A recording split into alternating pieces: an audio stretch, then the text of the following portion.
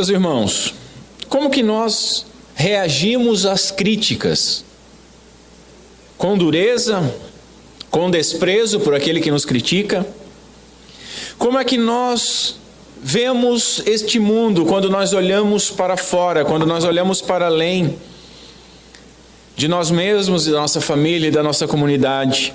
Sim, nós sabemos que como sistema, o mundo jaz sob a influência do maligno. E sabemos que o homem natural está morto em delitos e pecado. Mas quando nós olhamos para essas multidões que estão sendo enganadas, desprezadas, que estão aflitas, que estão entregues aos vícios, ao domínio da sensualidade, que estão cansadas, desenganadas, deprimidas, que são gananciosas, contudo, ambicionam na maioria das vezes tão pouco. O que nós sentimos quando olhamos essas pessoas? E ainda, quando foi a última vez que nós oramos pedindo a Deus para que Ele enviasse mais pastores? Vamos ver o que a palavra de Deus tem a nos ensinar nesta manhã. No Evangelho de Jesus Cristo, segundo Mateus, capítulo 9, a partir do verso 35, onde lemos o seguinte: Jesus andava por todas as cidades e vilarejos, ensinando nas sinagogas, anunciando o Evangelho do Reino, enquanto curava toda e qualquer doença e enfermidade entre o povo. E vendo as multidões, teve grande compaixão delas, porque andavam exaustas e abandonadas como ovelhas sem pastor. Então disse aos seus discípulos: a colheita é realmente grande, mas os trabalhadores são poucos. Portanto, orem ao Senhor da colheita que mande mais trabalhadores para colher os seus campos. Até aqui. Vamos ao Senhor mais uma vez em oração. Curve a sua cabeça comigo. Senhor Deus, nosso Pai, tem misericórdia de nós esta manhã. Tem misericórdia de mim, Senhor, sob o peso de proclamar a Tua palavra. Avança com Teu reino, Senhor, e que o Teu Santo Espírito nos auxilie na compreensão, na apreensão e na prática daquilo que nós vimos. Ilumina-nos, Senhor, e ultrapassa as minhas debilidades. Senhor, a palavra é Tua, o povo é Teu, a glória é Tua. Por isso nós pedimos que Tu glorifique o nome do Teu Filho em nosso meio. Em nome de Cristo Jesus. Amém. Na última exposição, meus irmãos, nós vimos o relato sobre a cura de um endemoniado que era mudo e vimos também que Jesus é todo-poderoso sobre todas as forças do mal e que nem toda a admiração que é demonstrada ao Senhor é necessariamente devoção. Por fim, nós fomos exortados porque não há justificativa para nós recebermos a dádiva de falar se nós não usarmos esse dom para glorificarmos a Deus. Veremos no texto de hoje que o incansável Jesus, ele literalmente andou por toda aquela região, praticando o bem e proclamando o Evangelho. Durante essa constante peregrinação, ele encontrou multidões sofrendo grande aflição, como que ovelhas sem pastor. Cheio de compaixão, então, ele dirige-se aos seus discípulos, dando não somente a eles, mas a toda a igreja um maravilhoso ensino. Há uma colheita espiritual grande, sempre pronta, e é necessário que nós oremos por mais trabalhadores. Esse rico registro marca a despedida de um bloco narrativo e a chegada de mais um bloco de ensinamentos. Essa unidade, ela contém um resumo e um dito. eles formam uma transição dentro da missão que Jesus enviará, apesar do aumento da oposição dos seus inimigos. Na multidão, muitos estão impressionados, mas a obra é muito grande para uma pessoa apenas. Aqueles que ouvem e compartilham a condição abatida dessas multidões, eu espero e peço ao Santo Espírito Santo que sejam hoje consolados com a palavra. Mas, falando a maioria, falando a igreja, nós possuímos a mesma necessidade de trabalhadores. Eu, pessoalmente, preciso muito. E creio que todos os presbíteros do nosso presbitério também possam afirmar que precisem de ajuda. Entretanto, como nós esquecemos dessas coisas? Nós cansamos sem pedir ajuda. Nós cobramos uma infinidade de ações dos nossos líderes, mas nós não pedimos por eles e muito menos por mais deles. Por fim, nós olhamos para esse mundo e nós não discernimos quantos eleitos de Deus precisam ouvir o Evangelho.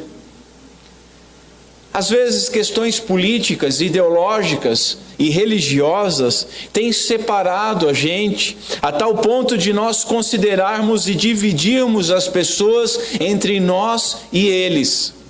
Isso é feito na política, mas é feito também na religião. Em alguma medida, eu tenho que concordar que essa separação, ela está certa e ela se faz necessária.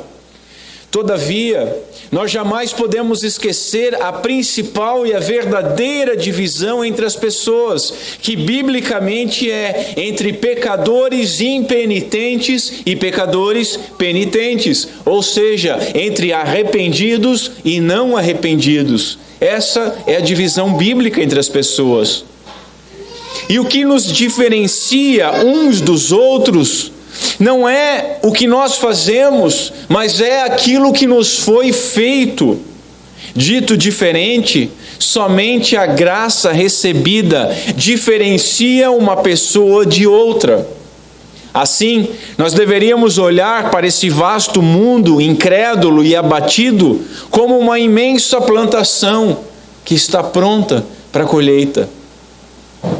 A mensagem do Evangelho, ela sempre requer uma resposta, e que o Espírito Santo nos alcance com a sua palavra nessa manhã e que desperte ousadia e disposição pelo trabalho que precisa ser feito. Que desperte em nós obediência para que diante da demanda nós clamemos por mais trabalhadores e que incline os nossos corações ao louvor por aquilo que nos foi feito. Portanto, hoje, meus irmãos, nós veremos que o trabalho de Jesus é incansável, que ele é cheio de compaixão e veremos o motivo que movia essa compaixão e o que ele requer de nós, porque nós fomos chamados para uma grande e trabalhosa missão que somente poderemos obedecer sob a dependência do Senhor da colheita, a quem nós devemos clamar constantemente por ajuda. Em primeiro lugar, vendo o contexto, nós observamos que não há muito mistério nesse texto.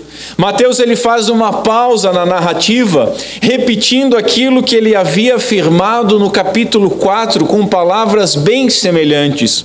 Lá, ele escreveu o seguinte: e percorria Jesus por toda a Galiléia, ensinando nas suas sinagogas e pregando o evangelho do reino e curando todas as enfermidades e moléstias entre o povo.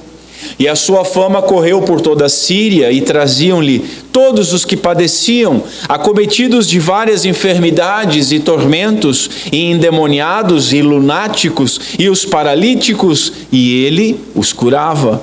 E seguia-o uma grande multidão. Versos 23 ao 25. Esse texto aqui no capítulo 4 preparou o leitor de Mateus para o grande primeiro discurso de Jesus, que é o Sermão do Monte. E agora o resumo que nós lemos hoje prepara o leitor, nos prepara novamente para o segundo discurso que ele vai fazer, quando ele envia então os seus discípulos. Em uma dessas longas excursões de Jesus, ele, comovido profundamente com a condição espiritual do povo, ele afirmou que os campos e, consequentemente, a colheita eram abundantes, e não só eram, como continuam sendo. Essa observação, ela deve fazer nascer a instrução a todos os discípulos, de todas as eras. Essas instruções, elas dizem respeito a nós também. Nós também devemos orar ao Senhor para que Ele ordene, e preste atenção nessa palavra que depois nós vamos ver ela mais a fundo, ordene vir mais trabalhadores. Essa é a história. Toda observação contextual daqui para frente, ela vai ser encharcada de doutrina e de lições, então passemos diretamente a elas. Em segundo lugar, vejamos quais as doutrinas que esse texto nos ensina e como que nós podemos aplicá-las. Vemos aqui, meus irmãos, o trabalho de Jesus incessante. Enquanto os religiosos consideravam Jesus um aliado dos demônios, as suas ações nasciam da mais profunda compaixão que ele sentia em seu coração.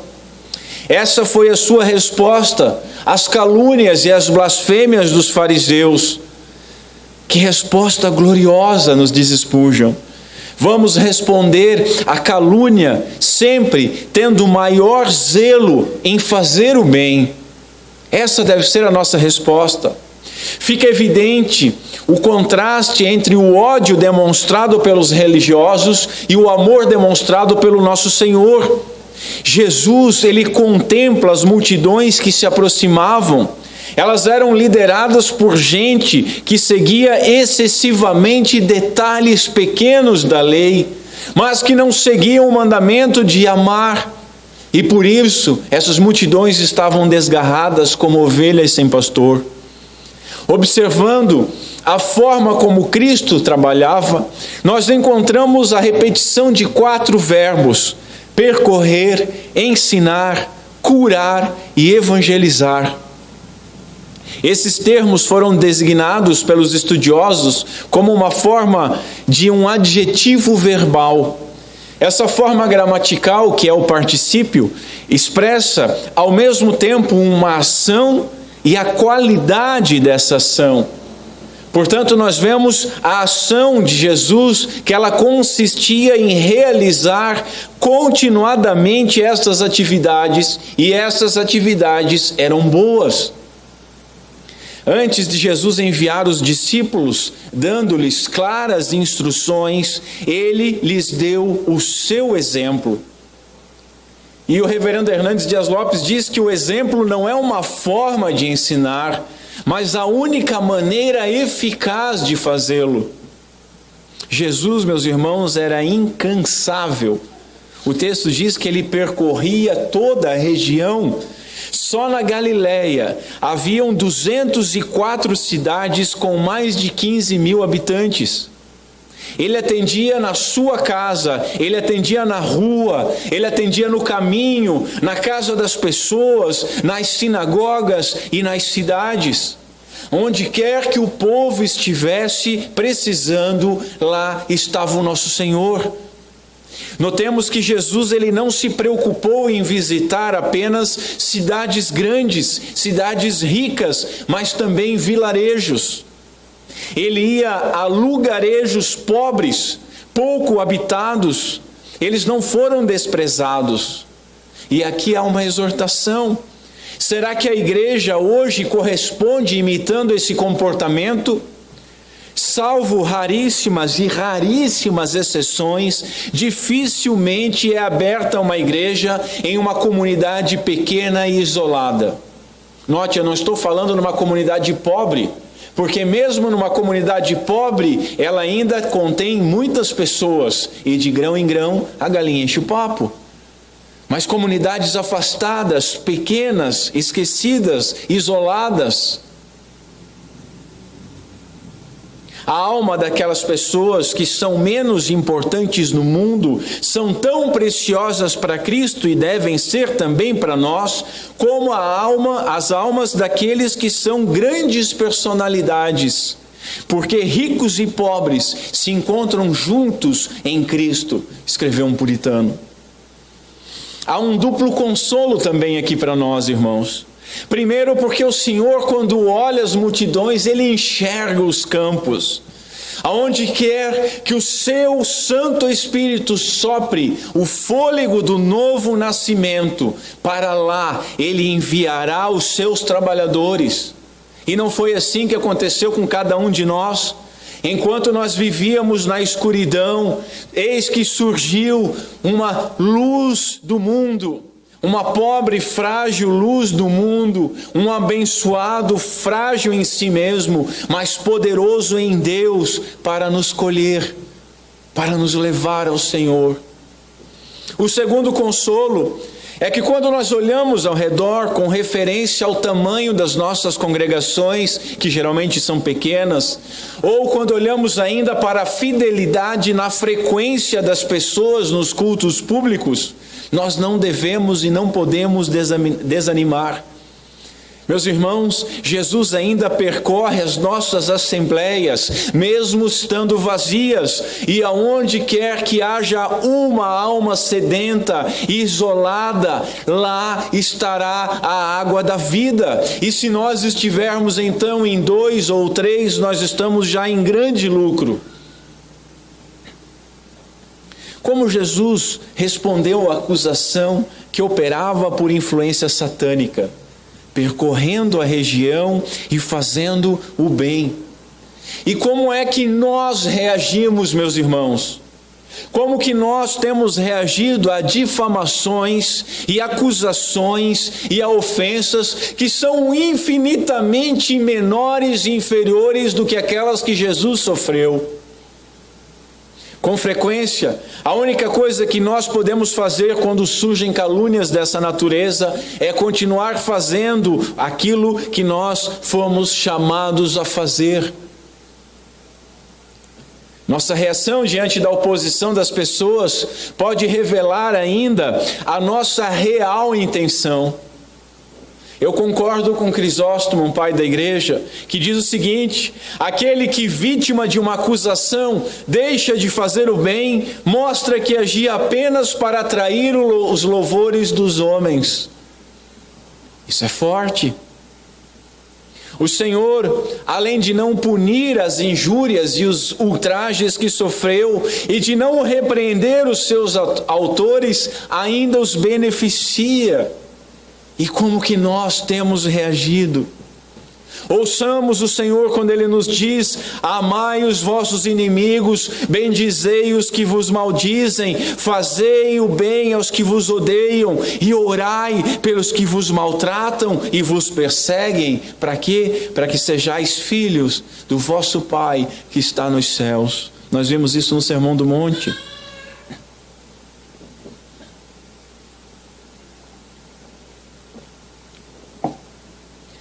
Vemos ainda no texto que Ele curava todas as doenças e enfermidades.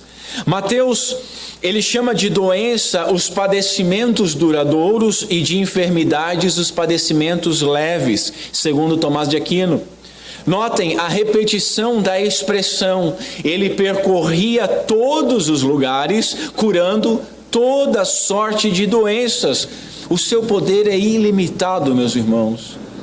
Que grande consolo nós obtemos com isso. Nós jamais encontraremos algum interesse que seja de fato real para o nosso bem que Jesus não considere. Todas as coisas necessárias para o nosso bem-estar lhe importam. O cristianismo, meus irmãos, não é uma religião apenas para além túmulo. Aquele que tem contado todos os fios de cabelo da nossa cabeça também tem interesse pelo nosso conforto. Jesus não preocupa-se apenas com as nossas almas, mas Ele preocupa-se também com os nossos corpos, com as nossas necessidades. E Ele zela, sustenta e, quando lhe aprove, cura. Eis um grande consolo. Em cada um de nós habita um corpo débil e frágil. Nós nunca sabemos quanto sofrimento nós ainda precisaremos contemplar enquanto estivermos assentados à beira de um leito de enfermidade de algum amigo ou de algum parente querido. Nós nunca sabemos quanto sofrimento nós mesmos teremos que passar antes de nós morrermos. No entanto, diz o bispo Ryle, armemo-nos a todo instante com o precioso pensamento que Jesus é especialmente apto para ser o amigo de doentes. Este nosso grande sumo sacerdote, a quem nós devemos recorrer para termos perdão e paz com Deus, ele está tão eminentemente qualificado para se compadecer de um corpo dolorido, quanto também para salvar uma consciência culpada. Infelizmente, há hoje um desequilíbrio na ênfase das igrejas. A grande maioria das igrejas busca multidões para fins escusos e usa para atrair essas multidões o oferecimento de sinais e maravilhas por atacado, ainda que muitos desses duvidosos. As necessidades espirituais das pessoas eram ainda mais desesperadoras do que a necessidade de cura física, e isso continua sendo verdade nos nossos dias. Assim nós vemos que Jesus ele não se limitava a curar, ele também instruía, ou seja, ele ensinava o povo. O que significa esse instruir e ensinar? Ele expunha o antigo, ele expunha a palavra de Deus, o Antigo Testamento. O povo sempre vai precisar de mestres que ensinem a palavra de Deus, não filosofia, não autoajuda, não ensinos humanos. A palavra, novamente a palavra poderosa do Espírito jamais poderá ser enaltecida demais, escreveu um teólogo. De que outra maneira o bom pastor alcançaria o seu rebanho, senão fazendo ressoar a sua voz? Aos sábados, Jesus ia nas sinagogas para ensinar o povo. E eu já disse isso, o culto nas nossas igrejas é muito semelhante à prática simples de culto nas sinagogas. Assim, nós aprendemos que nos lugares de adoração é imprescindível que haja ensino. Não apenas nas classes de escolas bíblicas ou teológicas. A exposição da palavra de Deus é e sempre deverá ser ensino. Mas Jesus proclamava também o Evangelho. Além de explicar o velho, ele proclamava o novo. A sua prioridade era pregar e ensinar a chegada do reino de Deus. O Senhor proclamou o Evangelho afirmando que esse reino havia chegado. E ele realizava então os sinais e maravilhas para provar que esse reino havia chegado. Comprovando então a sua natureza divina, e ensinava o Antigo Testamento para provar que tudo o que estava acontecendo era o cumprimento das profecias sobre a vinda do Messias. E além de tudo isso, agora o frescor do Evangelho era proclamado e oferecido a todos em todo lugar. Notemos, meus irmãos, que o Evangelho ele é tão importante que até mesmo o nosso próprio Senhor pregou. Jesus não é apenas um exemplo de um homem melhor, nós devemos crer que Ele é o Filho de Deus e devemos obedecê-lo como nosso Senhor e Salvador. Ele não é apenas um exemplo para nós, Todavia, nós ainda devemos ser imitadores de Cristo. Portanto, se o Filho de Deus jejuou, por que nós não jejuaríamos? Se ele orou, por que nós não oraríamos? Se o Filho de Deus sofreu, por que nós não sofreríamos? E assim, se o Filho de Deus ocupou-se em pregar o Evangelho, e ele nos ordenou para que nós pregássemos, por que razão debaixo desses céus nós deixaríamos de pregar? Notemos ainda a primazia da pregação. Tendo poder para fazer sinais, o nosso Senhor, ele priorizava pregar o Evangelho. Veja a contradição da igreja de hoje. Geralmente o nosso Senhor pedia segredo quanto aos milagres, porque ele não queria admiradores, ele não queria pessoas interesseiras, ele queria pessoas que atendessem ao chamado, ele não queria interesseiros e curiosos, ele queria e continua querendo crentes regenerados pelo Espírito Santo de Deus, salvos pela graça oferecida por meio da pregação do Evangelho. Portanto, qualquer coisa que a igreja faça é secundária em relação à pregação. Pode faltar qualquer elemento no culto público, mas se não houver pregação, não é um culto a Deus. Pode faltar qualquer ação da igreja com relação às suas obrigações com a sociedade lá fora. Mas, se a igreja parar de pregar o Evangelho, ela deixou de ser igreja. Note ainda que honra que nós recebemos em poder fazer o mesmo que o nosso Senhor. Meus irmãos, observe o seguinte: nós não dormiremos com leões, nós não mataremos 1000 homens com uma queixada, nós não andaremos sobre as águas, nós não abriremos o mar vermelho, nós não alimentaremos 5.000 homens com alguns pães e peixes, mas nós podemos fazer aquilo que o nosso Senhor fez: pregar o Evangelho. Portanto, nós somos exortados. Nós podemos falar porque não somos mudos. Nós podemos falar porque conhecemos o Evangelho e nós conhecemos a ordem para proclamá-lo. Nós devemos proclamar o Evangelho da paz com Deus, da salvação de pecadores, que dá vida em Cristo Jesus. Nós podemos, assim como o Senhor Jesus, proclamar esta mensagem na força do Espírito Santo de Deus, assim como fizeram os apóstolos e os santos ao longo da história da igreja. E é uma grande honra, e é uma enorme responsabilidade. E como que nós responderemos a isso?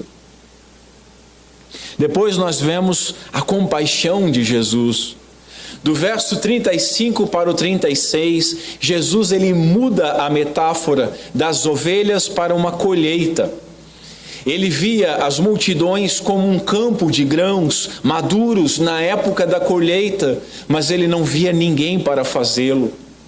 A expressão utilizada, ovelhas sem pastor, ela é recorrente no Antigo Testamento para definir um povo cansado, vagando, sem ter alguém que guie e que dê as orientações necessárias. Essas pessoas, elas ansiavam pelo reino de Deus, mas elas não sabiam para onde se voltar a fim de encontrar esse reino. Elas estavam prontos à espera de que Deus agisse, mas quem lhes diria que essa ação já tivera começado com Jesus Cristo? Jesus, ele sentiu grande tristeza. Grande tristeza. O termo refere-se às entranhas, à sede dos sentimentos na cultura da época, ou seja, aquilo que nós chamaríamos hoje de coração. Jesus moveu-se nas suas entranhas. Observemos então, meus irmãos admirados, o nosso Salvador. Nosso Salvador é Deus encarnado, é Deus conosco.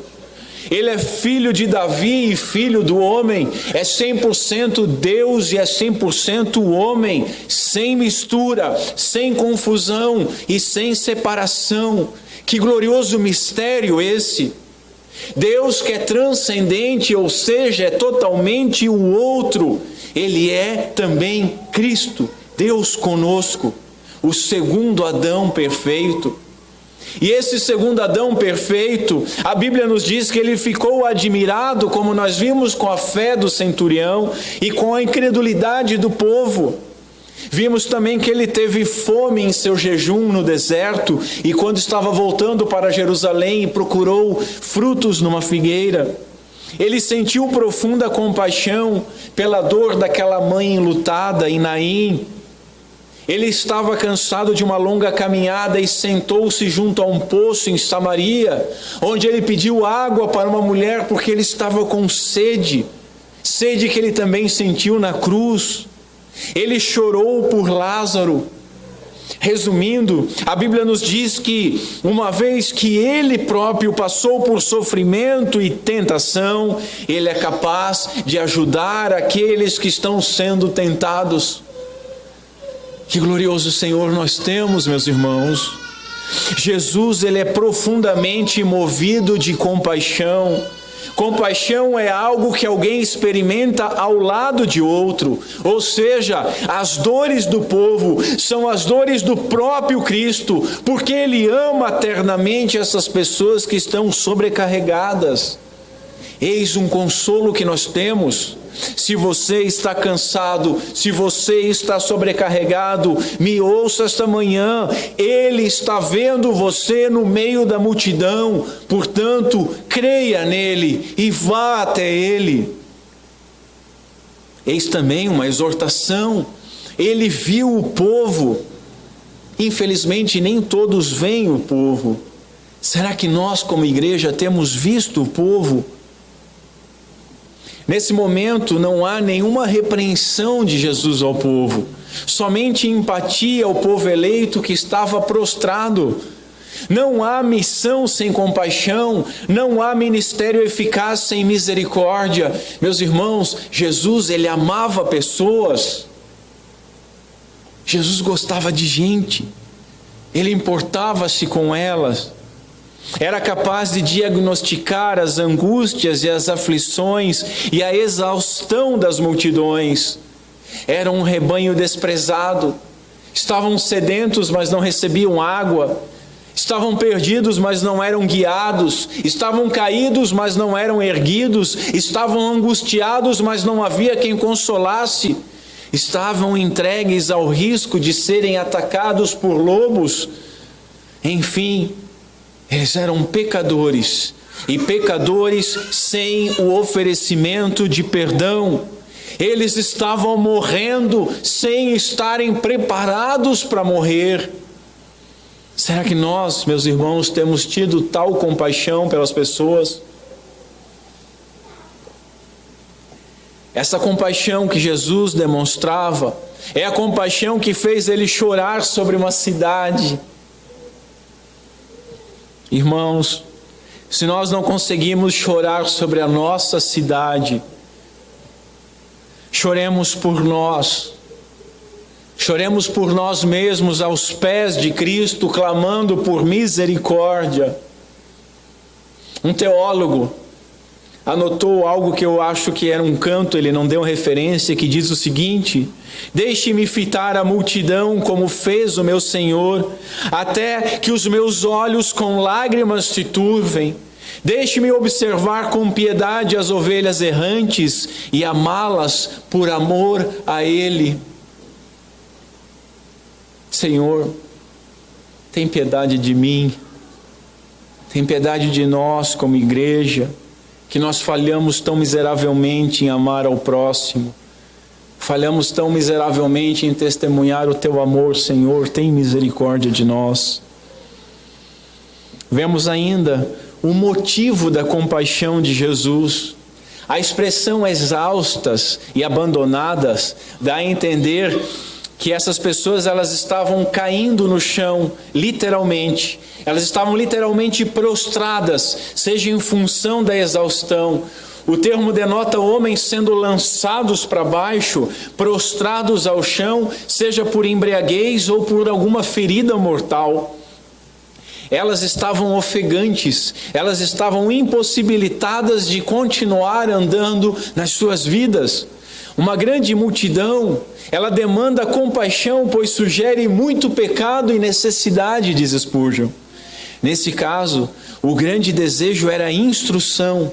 Elas andavam cansadas, por isso desejavam descanso. Elas estavam desgarradas por falta de orientação. O Salmo 38 pode ilustrar o espírito deste povo. Diz o seguinte: minha culpa me sufoca, é um fardo pesado e insuportável. Minhas feridas infeccionaram e cheiram mal por causa da minha insensatez. Eu estou encurvado e atormentado, entristecido, ando o dia todo de um lado para o outro. O meu corpo arde em febre, a minha saúde está arruinada, estou exausto e abatido, meus gemidos vêm de um coração angustiado. Tu conheces os meus desejos, Senhor, e ouves cada um dos meus suspiros. Versos 4 ao 9. Será que essa é a sua situação? Será que você que está me ouvindo está se sentindo semelhante ao salmista, semelhante a esta multidão? Se você está assim, se alegre, porque o Senhor está te vendo. Venha até Ele. E nós, igreja, será que estamos sendo moldados à imagem de Cristo? Será que temos tido compaixão de pessoas que estão passando por esse desespero? Notemos que a religião não ajudava essas pessoas. Doenças e enfermidades, a opressão romana, nem mesmo a pobreza era o maior mal desse povo. O mais terrível era que o povo estava enfermo na sua alma. Faltava-lhe consolo e confiança, faltava-lhe fé, amor e esperança. Entretanto, a maioria das pessoas e os líderes dessas pessoas não viam isso. Mas o Senhor vê com um olhar de amor de Salvador e conduía-se então imensamente. Jesus viu que elas estavam sendo negligenciadas pelos seus mestres.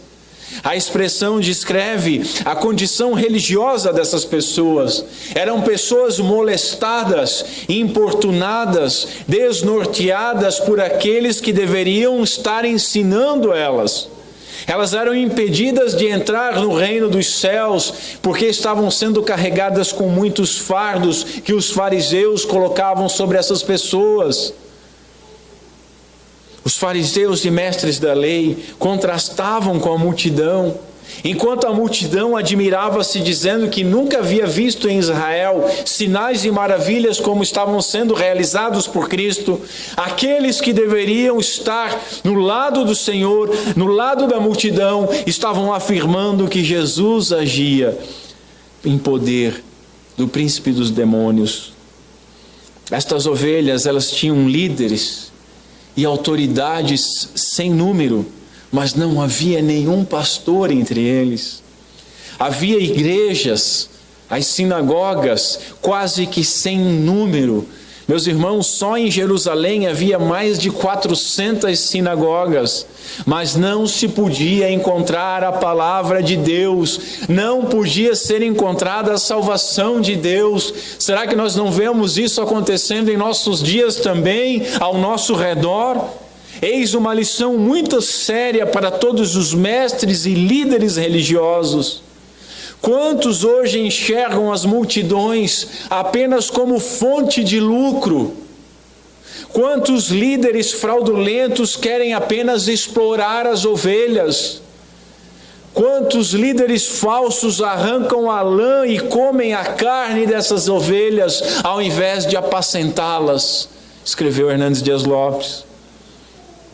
Meus irmãos, notemos que o povo estava esgotado. Eles estavam em uma condição de absoluto desamparo e abandono. como ovelhas deixadas à sua própria sorte numa região selvagem, sem ninguém para protegê-las, alimentá-las e guiá-las. Qual é o animal mais dependente do que uma ovelha, mais indefeso do que uma ovelha deixada à própria sorte? Uma ovelha descuidada, desprotegida, que não é procurada. Que quadro de pecadores entregues a si próprios, ou acossoados pelos rabinos naqueles dias, ou explorados pelos falsos líderes hoje em dia. O povo, como ovelhas, carece de genuínos guias e pastores. Essa debilidade pastoral é condenada nessa dura exortação do Senhor por meio de Ezequiel, que nós lemos no início na liturgia. Não cuidaram das ovelhas fracas, não curaram as doentes, nem enfaixaram as que estavam feridas, não foram procurar as que se desgarraram e se perderam. Em vez disso, conduziram-nas com dureza e crueldade. Por não terem pastor, as minhas ovelhas se espalharam e se tornaram presa fácil para qualquer animal selvagem. Andam sem rumo pelos montes e pelas colinas, por toda a face da terra, mas ninguém saiu para procurá-las.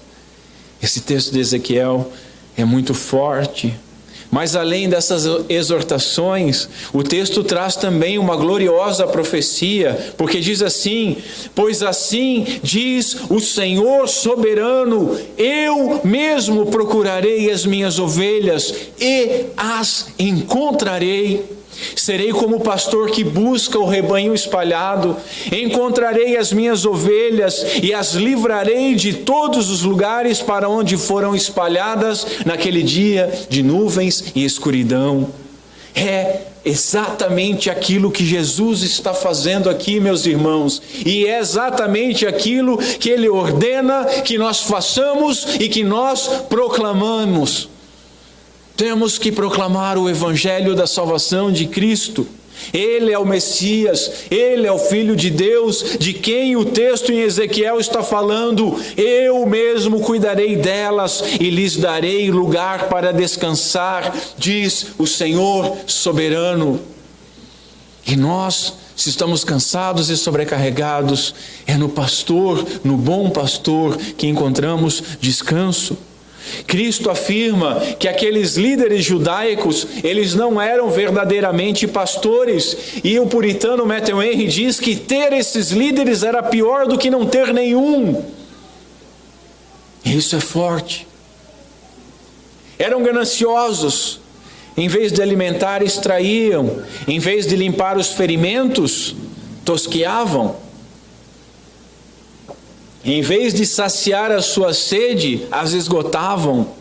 Quantos ainda hoje estão passando pelo mesmo na mão de falsos mestres? E quais são os nossos sentimentos quando nós vemos pessoas nesta condição? Depois nós vemos ainda que a seara é grande, mas poucos são os trabalhadores. Uma seara grande representa a multidão de povos, enquanto poucos trabalhadores, a escassez de mestres. Sproul, ele nota que a metáfora sobre seara e colheita, ela difere entre o Antigo e o Novo Testamento. As implicações da colheita no Antigo Testamento são quase que sempre negativas, apontando para o juízo final. Agora Jesus dá uma ênfase diferente ao empregar essa metáfora da colheita. Ele aponta para a reunião do seu povo no seu reino. Jesus enxergava o povo como o trigo que o Pai havia cultivado para esse reino. Essa seara, ela estava pronta com os campos maduros.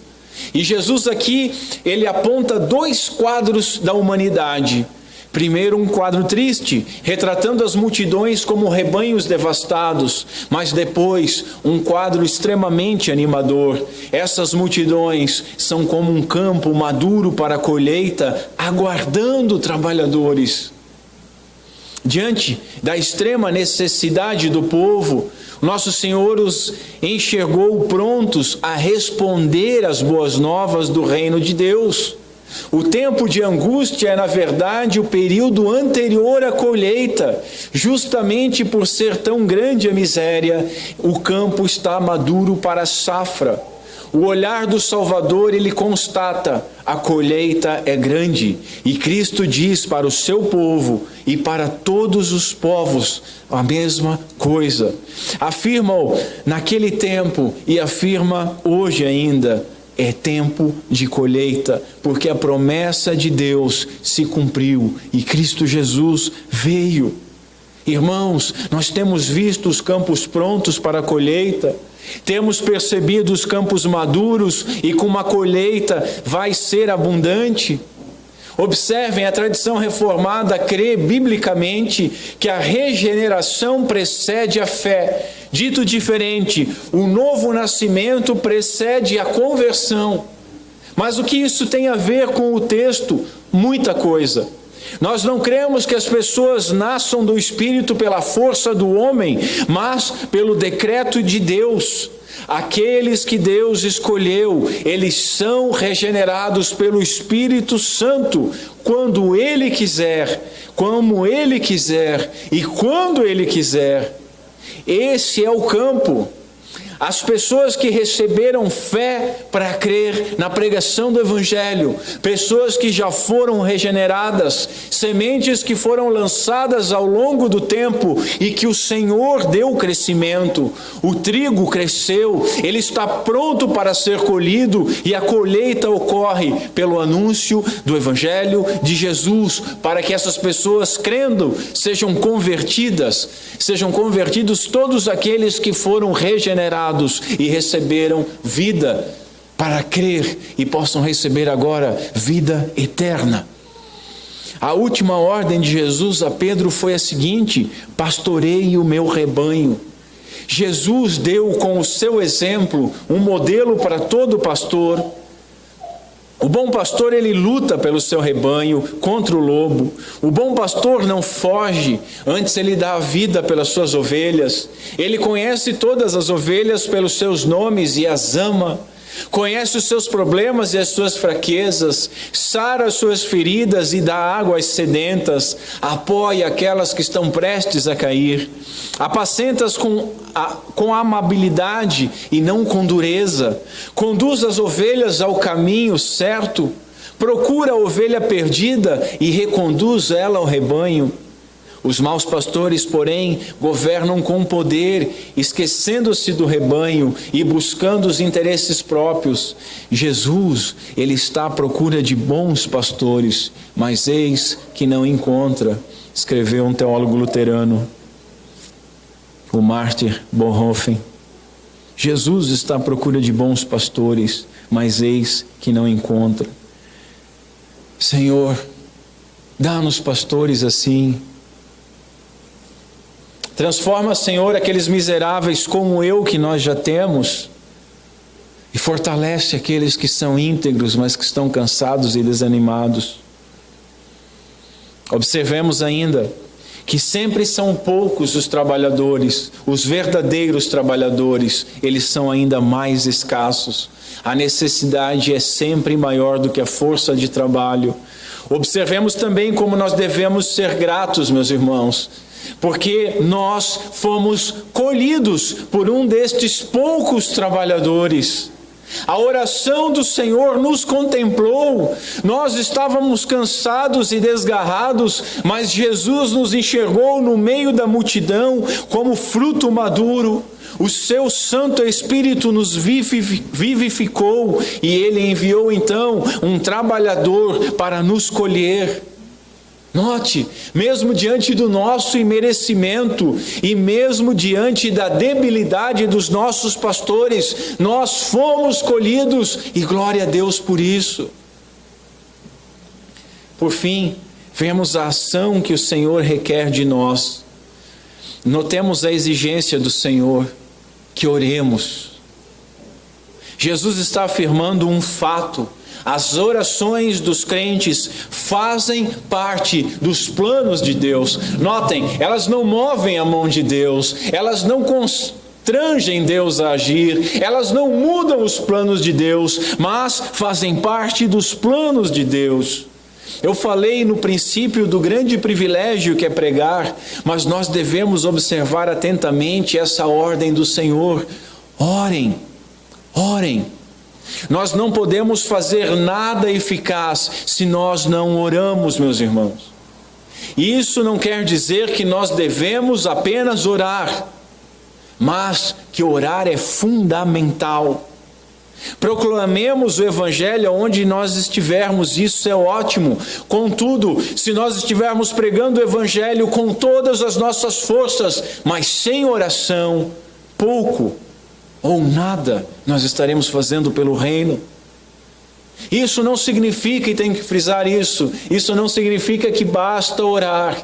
Eu não tenho habilidade para pregar, então eu vou orar. Não, mas significa que quem ora precisa pregar, e quem prega precisa orar mais ainda. Podemos repetir a fórmula. Nós podemos ajudar financeiramente as nossas igrejas, e isso é excelente, porque o Senhor mantém tanto as nossas comunidades como o trabalho missionário, com os recursos que Ele nos agraciou, que Ele colocou nos nossos bolsos. Mas, se nós não oramos por essas coisas, nós pouco fazemos. Nós ofertamos sem compromisso. É pela oração que nós alcançamos aquele sem o qual nenhum trabalho e nenhum dinheiro disponível são úteis. Tudo torna-se vão. Podemos, e prestem atenção que pode parecer contraditório, mas nós podemos até mesmo orar muito. Mas se nós não orarmos conforme Cristo nos ensinou, nós não estamos orando no seu nome. Ele nos ensinou a pedirmos mais trabalhadores. Nunca, jamais esqueçamos de que, se desejamos fazer o bem à humanidade, o nosso primeiro dever é orar. Clamemos por mais trabalhadores. O motivo da oração nasce de um agudo contraste entre a grandiosidade das multidões e a carência dos pastores. Nós devemos suplicar ao proprietário e supremo administrador da colheita. Notem que Jesus ele não está preocupado apenas com a quantidade, mas com a qualidade desses pastores. O distintivo desses homens é ter sido enviado por Deus. É Deus quem manda os trabalhadores. Não somos nós que nos enviamos. Não somos nós que os enviamos. Ninguém pode se auto-enviar. E o nosso envio não é nada se Deus não ordenar. Somente o Espírito Santo pode fazer os verdadeiros ministros do Evangelho, ou levantar obreiros leigos para a seara espiritual, escreveu Ryle. Na realidade, homens formados para o ministério, enviados por igrejas ou por juntas missionárias, caso não tenham sido enviados por Deus, serão inúteis. Homens incapacitados, mesmo que tenham sido ordenados pelo melhor conselho desta terra, serão inúteis. Quem teria coragem de oferecer-se voluntariamente como colaborador de Jesus? Nem mesmo os discípulos podiam fazer isso. Vão ao fazendeiro, Jesus está dizendo. Vão a ele e peçam que envie trabalhadores para fazer a colheita dos seus campos. E quando os seus seguidores oram, por esse motivo, a resposta vem de maneira inquietantemente rápida. Vocês mesmos são a resposta dessa oração. E nós vamos ver isso à frente. Jesus responde a sua própria oração, enviando esses 12 discípulos como os primeiros trabalhadores. Os discípulos já haviam sido chamados antes. Nós vemos em Lucas 12, registrado, não tenho endereço bíblico aqui, mas vemos registrado o seguinte: e aconteceu que naqueles dias subiu ao monte a orar e passou a noite em oração a Deus, e quando já era dia, chamou para si os seus discípulos e escolheu 12 deles. Lucas 12. Notemos o seguinte: o próprio Senhor Jesus orou antes de escolher os seus discípulos. E escolheu e enviou. E nós temos que orar antes de escolher os homens que nós enviamos. Nós temos que orar pelos homens que enviamos. E nós, como enviados, mesmo que sendo leigos, devemos orar para que nós proclamemos o Evangelho. Nós encontramos aqui uma oração específica que o Senhor instruiu que nós devemos continuar incluindo em nossas petições. O bispo Raio diz o seguinte: parece mesmo que essa petição deve fazer parte das nossas orações diárias. Se nós sabemos orar, tomemos uma questão como uma questão de consciência, jamais nos esquecermos desta solene incumbência que nos foi dada pelo nosso Senhor, orar para que Ele envie mais trabalhadores. Esse envie, o verbo mandar na realidade, significa pôr para fora, tirar para fora com ou sem violência. O termo original dá a ideia de expelir, de forçar a sair, assim como por uma urgente necessidade. Não é simplesmente pedir que o Senhor envie, mas que mande. É o Senhor que manda, Ele ordena, Ele põe para fora, porque a necessidade é grande. Senhor, a necessidade de homens, manda esses homens saírem da sua zona de conforto. A solução oferecida para a crise de a solução para a crise de falta de mestres, oferecida pelo Senhor Jesus, é oração. Orem. E como é raro nós ouvirmos oração por mais pregadores. Primeiro, os pregadores não fazem isso porque não querem concorrência, porque muitos veem a igreja como um comércio. Essa é a realidade. Segundo, não ensinam isso. E nós, como ovelhas desgarradas, não aprendemos essas coisas. Lemos a palavra de Deus e parece não entendermos essas coisas. E não temos orado por essas coisas. Mas os campos continuam prontos para a colheita. E Deus continua pronto para atender ao nosso pedido. Passados 2000 anos, a população mundial multiplicou-se, os campos estão muito maiores, contudo, muitos povos ainda não ouviram falar de Jesus Cristo. Muitos povos ainda nem possuem uma Bíblia no seu idioma.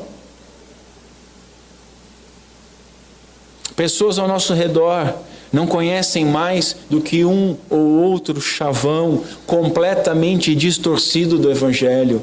Eu não sou missionário, tudo bem, mas as pessoas ao seu redor não sabem o que é o cristianismo. Fale para elas. Meus irmãos, eu concordo com o Hernandes Dias Lopes quando ele diz que a ignorância não é um caminho para Deus. A ignorância não é um caminho para Deus. As falsas religiões prosperam. A igreja, ela não pode se acovardar.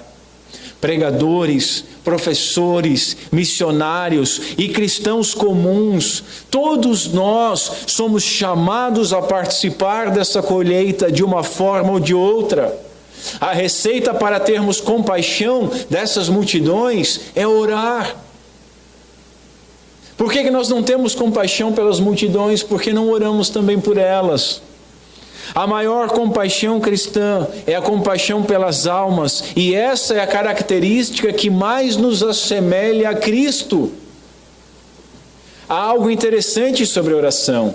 Veja, você pode deixar de orar por alguém que você gosta.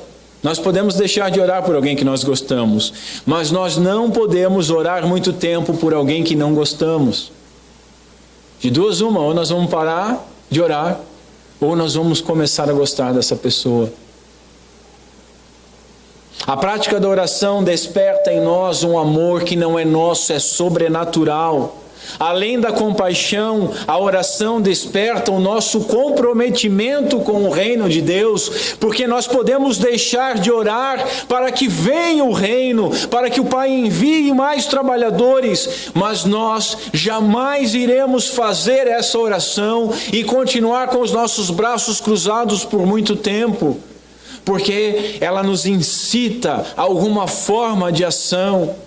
Quando nós oramos Quando nós orarmos conforme Cristo nos ordenou, nós veremos o que Ele viu, sentiremos o que Ele sentiu e faremos aquilo que Ele fez.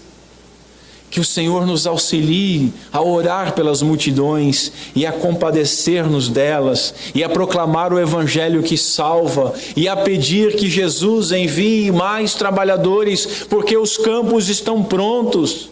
Que sejamos gratos porque nós fomos colhidos e que o Senhor tenha misericórdia da nossa falta de empatia, da nossa covardia e da pobreza das nossas preces.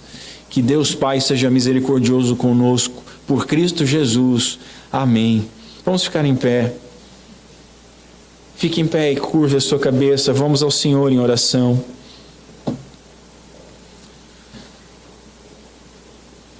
Senhor Deus, nosso Pai, tem misericórdia de nós. Em primeiro lugar, Senhor, nós te agradecemos porque fomos alcançados. Fomos colhidos por um destes poucos trabalhadores. Te agradecemos por isso. Pedimos perdão, Senhor, pela nossa falta de empatia com as multidões, pela nossa falta de comprometimento com o reino, em trabalhar nele, com a nossa falta de comprometimento em proclamar o reino, e com a nossa falta de comprometimento e de amor, de orar a Ti para que envie mais trabalhadores, mais pastores capacitados para a obra, para a colheita. Por fim, Senhor, pedimos por misericórdia e que Tu incline os nossos corações e as nossas afeições para que nós oremos, para que venham mais pastores, para que nós oremos por essas multidões, para que tenhamos compaixão delas e que passemos de orar um pouco para orar bastante por elas e que possamos nos envolver nesse trabalho e que não desperdicemos, Senhor, ao nosso redor as oportunidades que temos de proclamar a maravilhosa graça que pode fazer tanto, mesmo num vaso de barro, mesmo contido em vasos de barro, porque é o poder de Deus que age. Dá-nos, Senhor, ousadia, tira-nos, Senhor, a covardia, dá-nos intrepidez, dá-nos compaixão, dá-nos desejo de ver o Teu reino aumentado. Pedimos essas coisas no nome santo de Cristo Jesus. Amém.